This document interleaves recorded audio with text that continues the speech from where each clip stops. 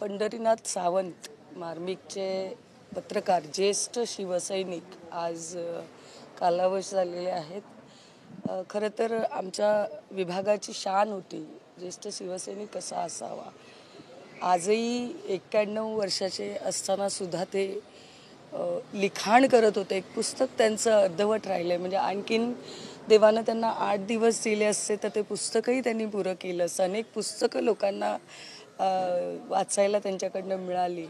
आणि पत्रकारांनी कसं असावं हे खरंच एक जिवंत मूर्तिमंत उदाहरण म्हणजे आमचे दादा त्यांना म्हणत होतो सगळे.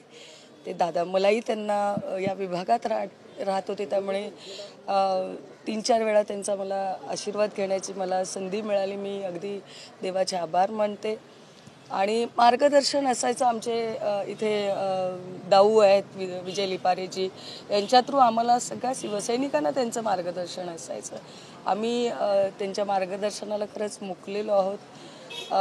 त्यांच्या फॅमिलीशी गप्पा मारताना इतके त्यांचे गुण मला ऐकायला मिळाले की आता महिनाभरापूर्वी त्यांचं एक ऑपरेशन झालं होतं आणि तरी ते या काळाचौकी नाक्यापासून या नाक्यापर्यंत रोज चालायला जायचे.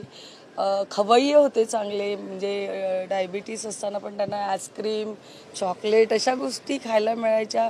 लेखक होते, गायचे सुंदर, म्हणजे देव एखाद्याला देतो ते किती भरभरून देतो. इतके गुण त्यांच्यामध्ये होते.